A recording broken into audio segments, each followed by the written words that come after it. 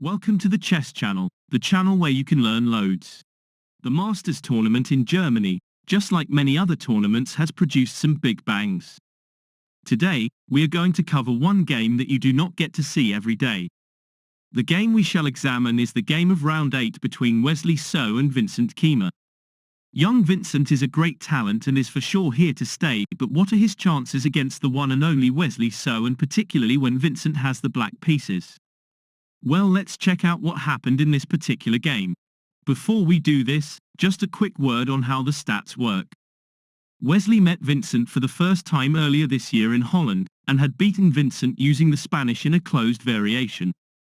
Knowing full well Vincent would have prepared if Wesley tried the same opening. This time, it was Wesley who chose to go it differently.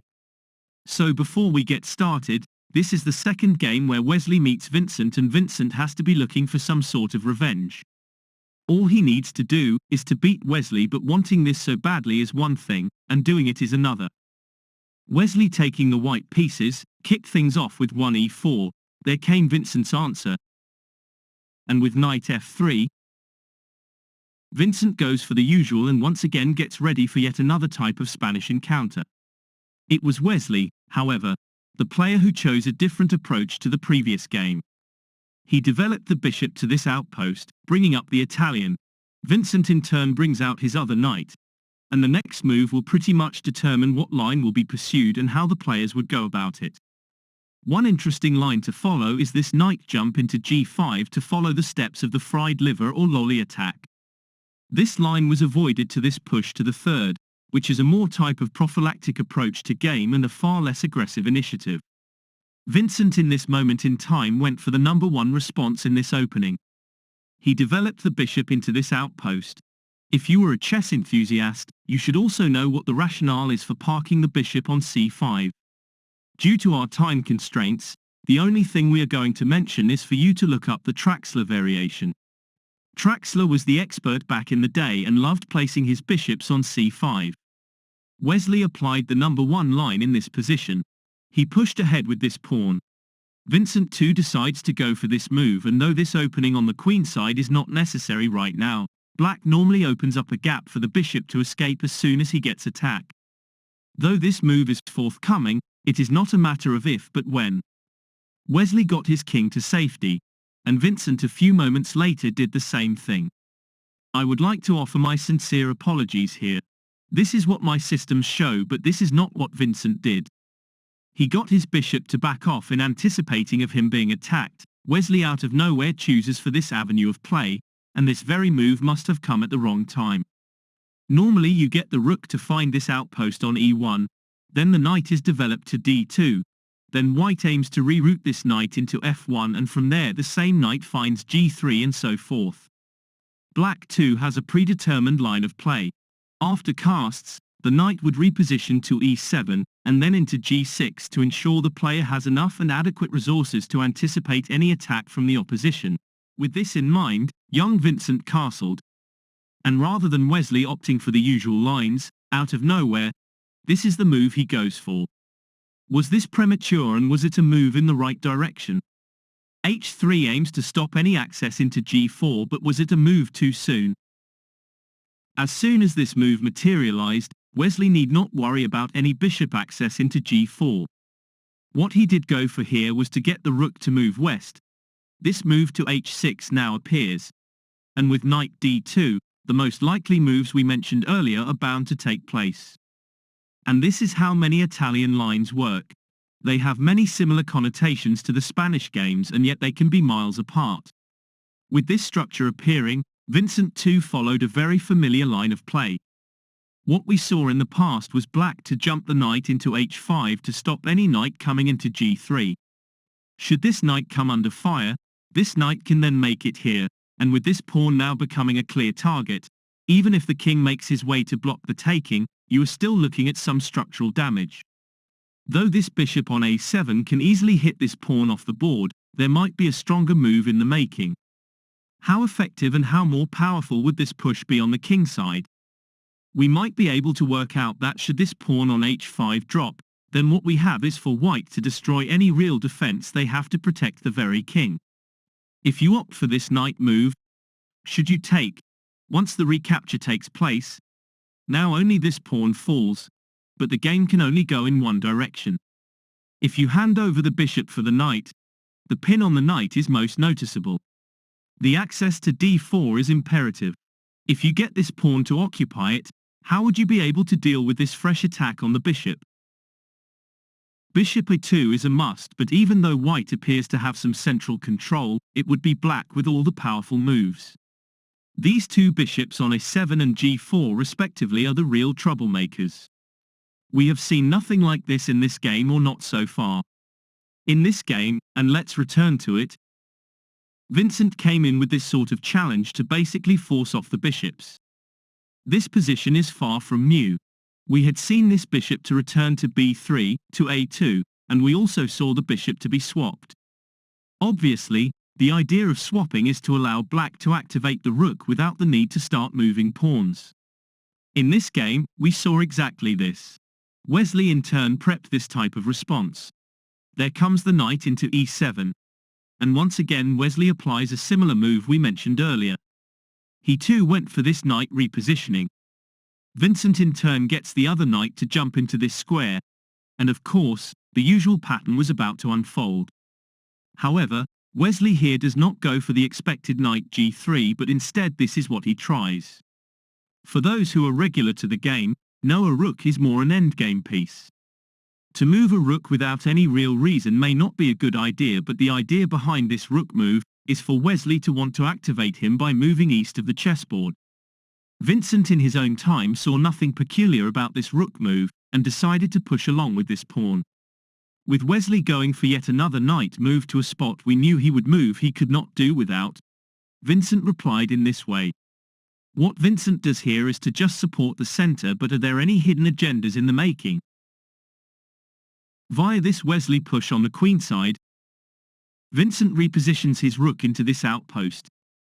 Wesley in turn challenges the center in this way, and with the rook now lifted to this outpost, things were about to explode. Wesley was the first to start opening up lines. He took this pawn in the center. Vincent captures with this pawn, and the idea of this rook on a2 was now becoming clearer. Wesley is freeing up the queenside so his pieces can have more maneuverability, but let's see if Vincent is going to allow him to create something. Wesley here without any real delay come up with a very clever resource. He opted for this move and automatically shuts out this bishop on a7 from any action. It stops many things, but for the time being, it is mission accomplished. It is definite. This bishop on a7 is now out of play unless Vincent repositions him forthwith. As with the majority of chess games, much of the action is focused centrally. This pawn on e5 is for sure a potential target, and undoubtedly both players would have to get resources into the center. If Wesley goes after him, Vincent would most likely want to protect him unless he sees other tactics to his advantage. With Vincent speculating what was on its way, he repositioned the rook here. Wesley chases after this rook, and with Vincent with the option of saving the rook, where was best to place him? He lifted him to this outpost, and Wesley here saw an opportunity. He used the knight and the pin to his advantage to create this attack.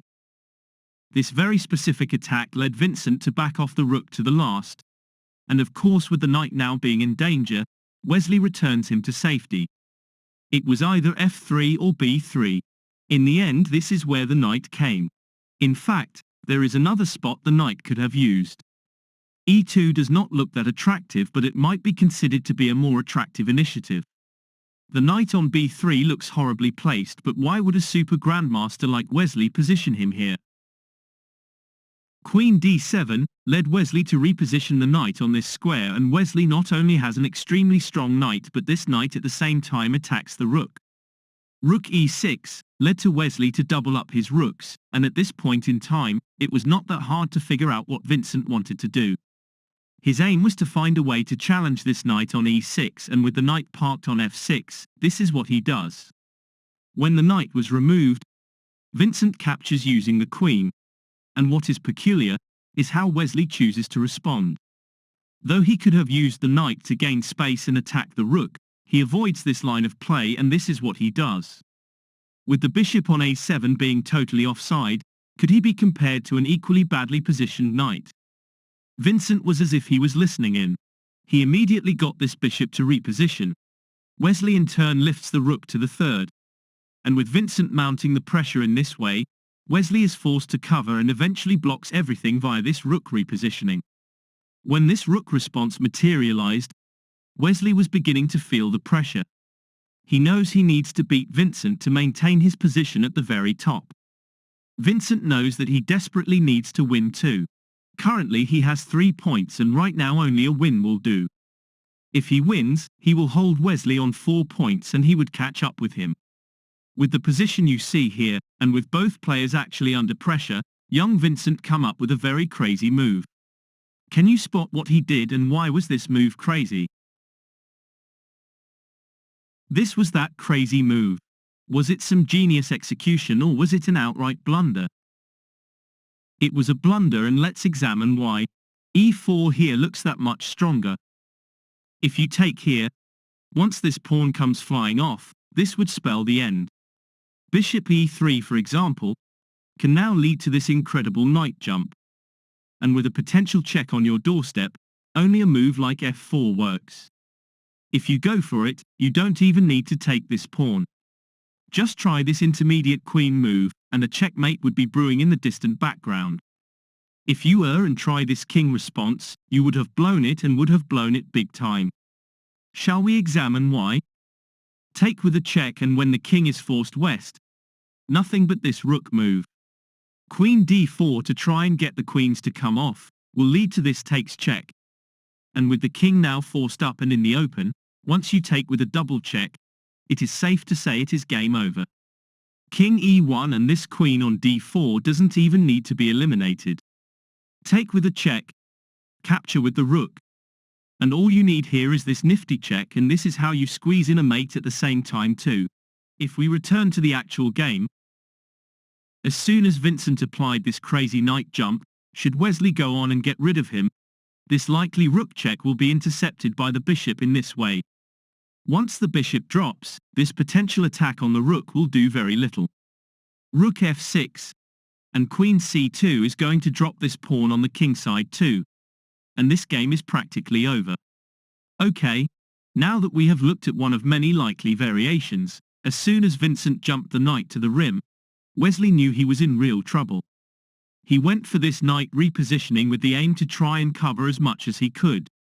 He knew his kingside was compromised and hoped for another Vincent type of blunder. But even with a blunder like this, Vincent looked miles ahead.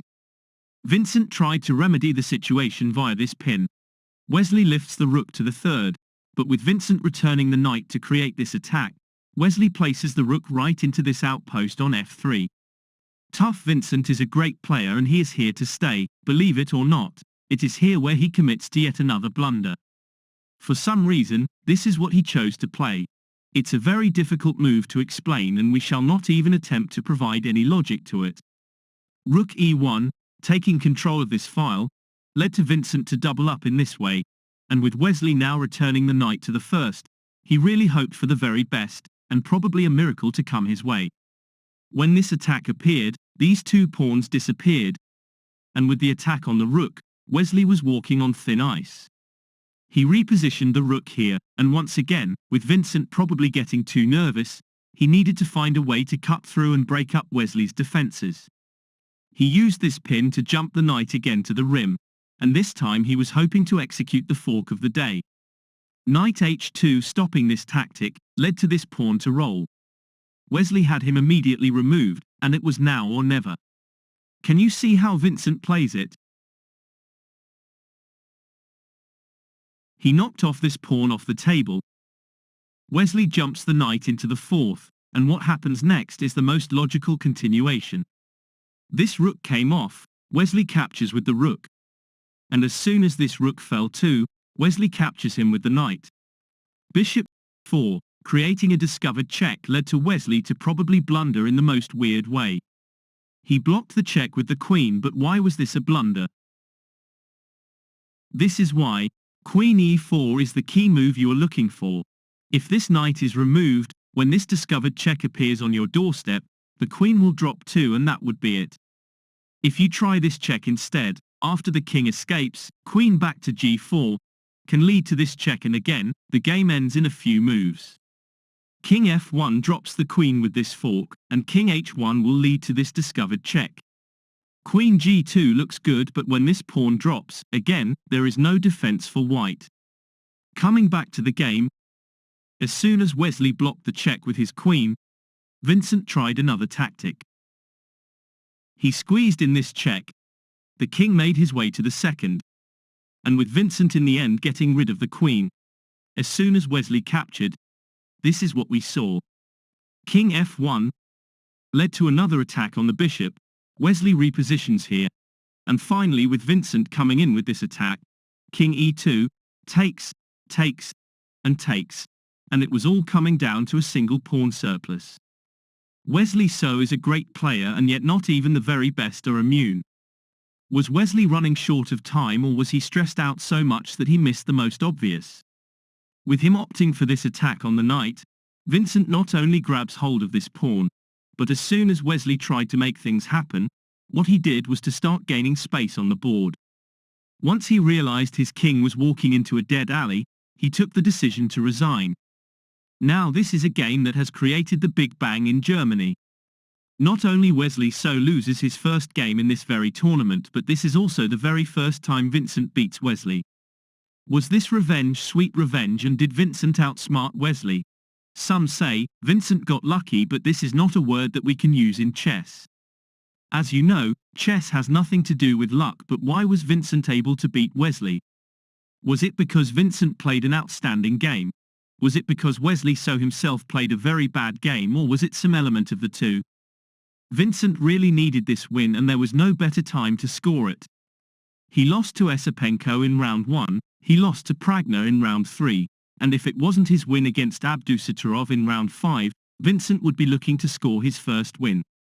Okay, this is Vincent's second win, and he would need to face up to the likes of Nepo in the following round.